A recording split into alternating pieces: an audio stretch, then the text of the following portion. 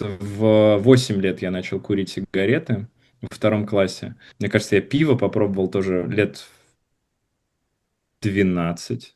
И я играла покерные турниры просто пока глаза не выпадали. То есть я играла часами. И в какой-то момент я начала принимать бейсбол. Я прям подсела на него. Вот для меня это реально похоже на тягу. Думаешь, ну ладно, это всего один день в неделю, там 3 часа, ерунда.